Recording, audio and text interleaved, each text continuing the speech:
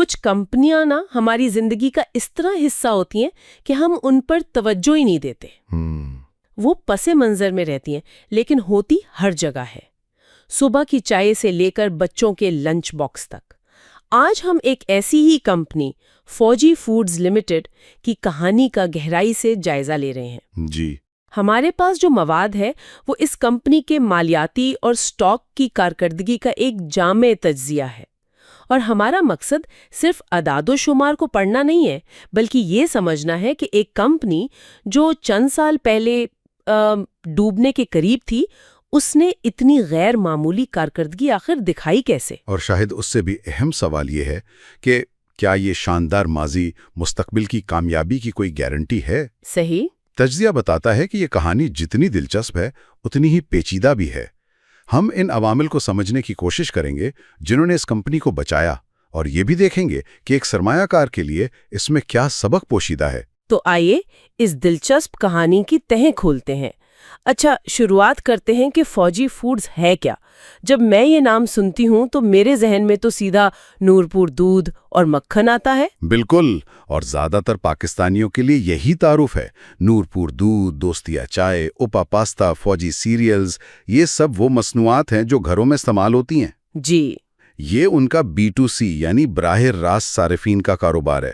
لیکن ہمارے ذرائع کے مطابق اصل کہانی یہاں نہیں ہے. اچھا، تو پھر اصل کہانی کہاں ہے؟ اصل کھیل ہے B2B کا، یعنی بزنس ٹو بزنس. اوکے. آپ سوچیں، جب آپ میکڈونلڈز کو پنیر دے رہے ہیں، KFC کو اپنی چٹنیاں اور یونیلیور جیسی دہکامت کمپنی کو اپنے اجزاء فراہم کر رہے ہیں، تو آپ صرف دودھ نہیں بیچ رہے، آپ ان کی سپلائی چین کا ایک لازمی حصہ بن جاتے ہیں. بالکل، ایک ناقابل علیحدگی حصہ.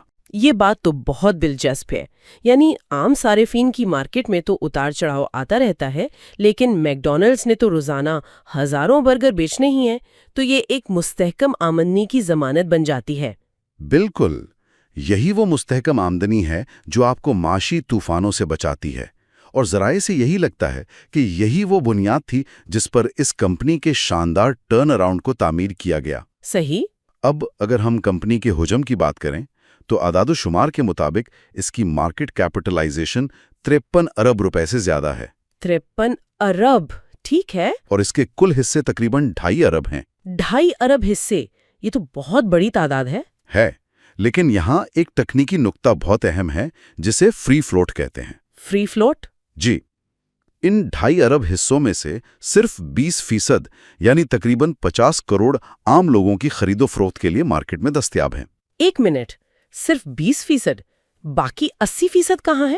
وہ بڑے اسٹریٹجک سرمایہ کاروں اور خود فوجی فاؤنڈیشن جیسے اداروں کے پاس ہیں. اچھا، تو اس کا کیا مطلب ہوا ایک عام سرمایہ کار کے لیے؟ اس کا ایک بہت اہم مطلب ہے. اس کا مطلب یہ ہے کہ مارکیٹ میں خرید و فروخت کے لیے بہت کم شیئرز ہیں.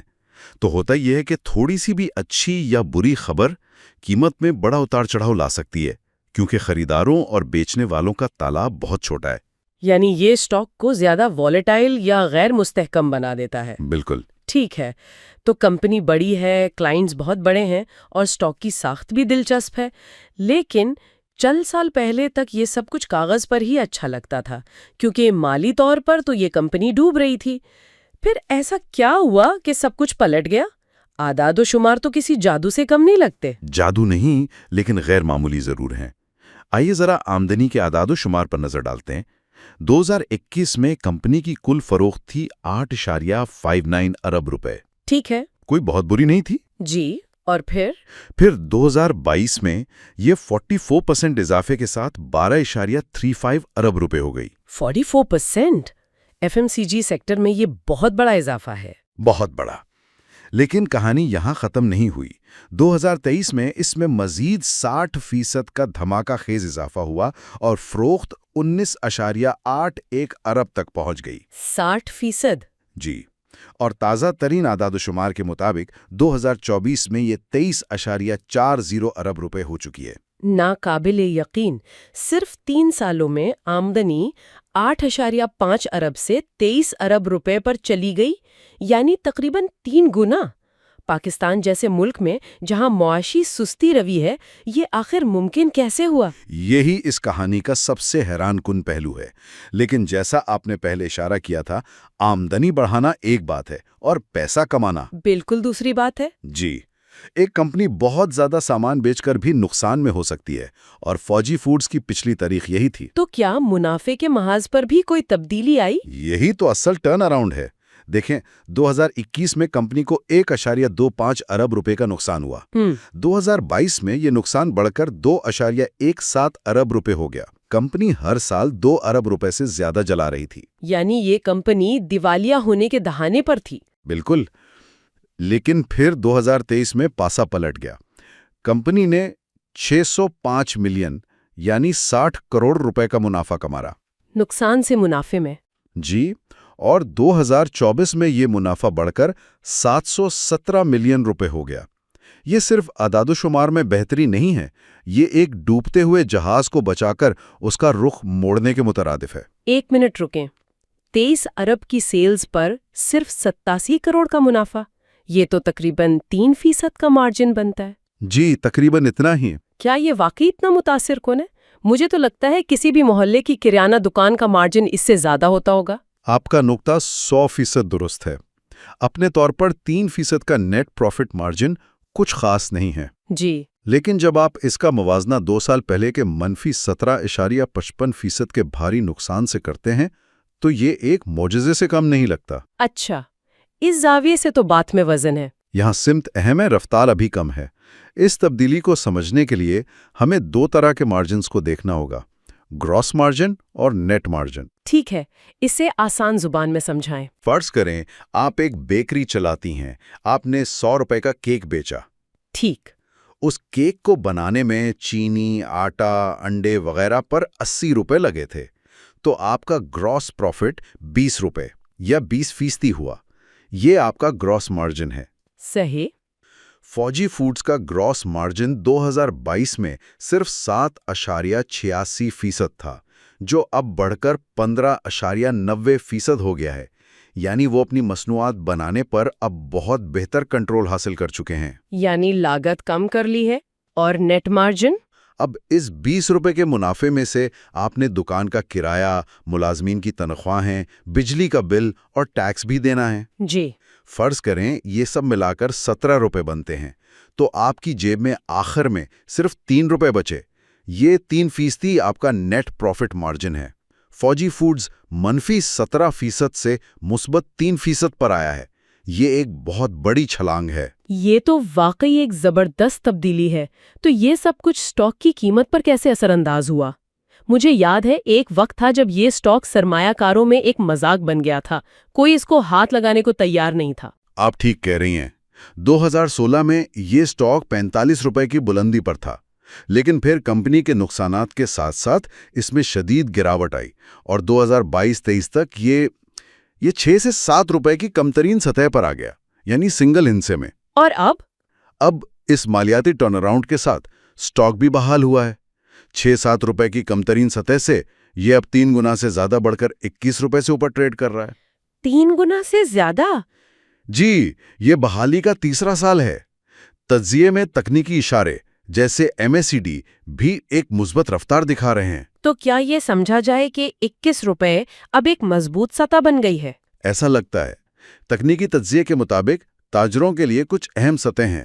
20 سے 21 روپے کی سطح ایک نیا سپورٹ زون بن سکتی ہے۔ سپورٹ زون یعنی وہ قیمت جہاں خریدار دوبارہ دلچسپی دکھا سکتے ہیں۔ بالکل، اگر قیمت اس سے نیچے جاتی ہے تو اگلی سپورٹ 18 روپے اور پھر 15 روپے پر نظر آتی ہے۔ اور اگر قیمت اوپر جاتی ہے تو پہلی رکاوٹ یا مزاحمت 22 سے 23 روپے کی سطح پر ہے۔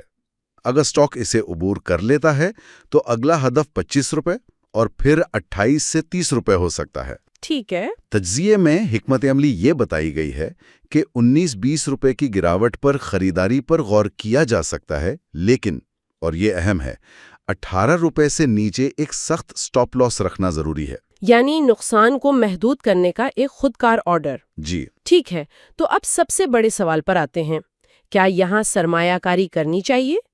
ایک طرف تو یہ حیرت انگیز ٹرن اراؤنڈ کہانی ہے، 3 سال میں آمدنی 3 گنا، بھاری نقصان سے منافع میں منتقلی، بہتر ہوتے ہوئے مارجنز، میکڈونلڈز اور یونیلیور جیسے بڑے کلائنٹس، یہ سب تو ایک بہترین سرمایہ کاری کی طرح لگتا ہے۔ یہ تصویر کا ایک رخ ہے جسے بل کیس کہتے ہیں، اور دوسرا رخ؟ دوسری طرف کچھ سنگین خدشات بھی ہیں جو بیئر کیس بناتے ہیں۔ پہلا تو یہ کہ اسٹاک پہلے ہی اپنی کم ترین سطح سے 3 گنا بڑھ چکا ہے، کیا مزید اضافے کی گنجائش محدود ہے؟ دوسرا، جیسا آپ نے خود نشاندہی کی، نیٹ پروفٹ مارجن اب بھی صرف 3% ہے، جو کہ بہت کم ہے۔ جی بہت کم ہے۔ اور تیسرا، ایف ایم سی جی سیکٹر کو مہنگائی کے شدید دباؤ کا سامنا ہے، جس سے خام مال کی لاگت بڑھ سکتی ہے اور یہ 3% کا مارجن بھی ختم ہو سکتا ہے۔ اور ویلیویشن کے بارے میں کیا خیال ہے؟ کیا یہ اسٹاک اس قیمت پر مہنگا ہے یا سستا؟ اور یہی ہمارے ذرائع کے مطابق سب سے بڑا انتباہ ہے۔ اس کو سمجھنے کے لیے ہمیں ایک اور تکنیکی اصطلاح پی ای ریشو یعنی پرائس ٹو ارننگ ریشو کو دیکھنا ہوگا، جو اس وقت 75 ہے۔ 75 کا پی ای ریشو؟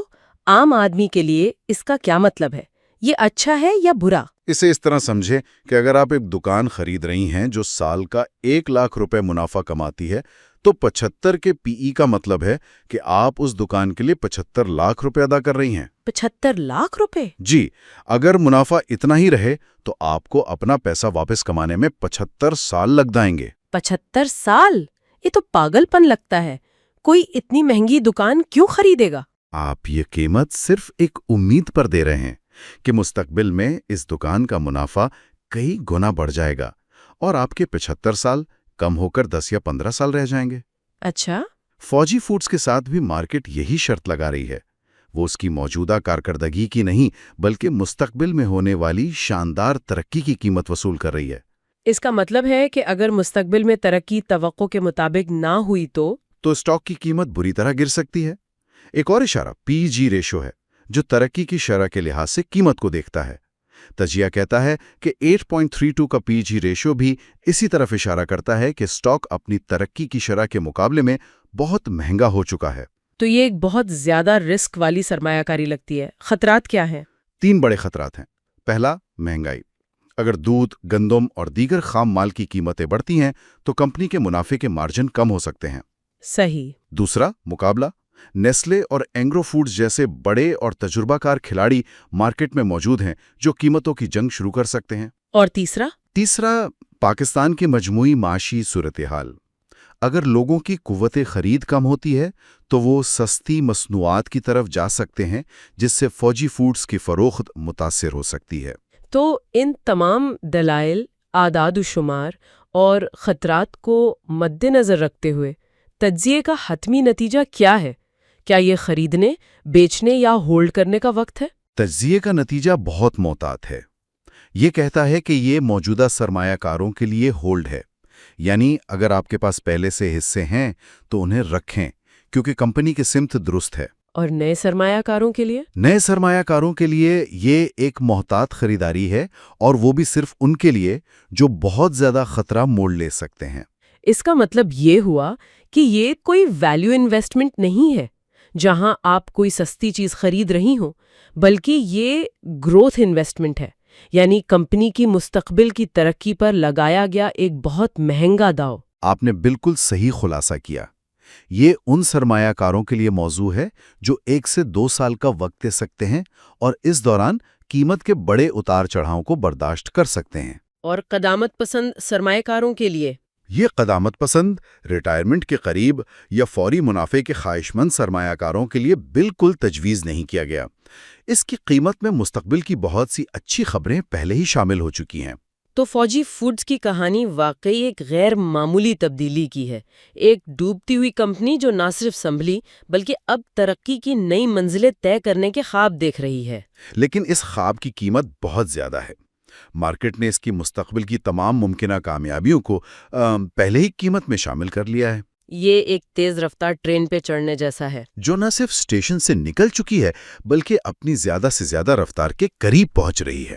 تو اس بحث کا اختتام اس سوچ پر ہوتا ہے کہ ایک سرمایہ کار کو کیا سوچنا چاہیے۔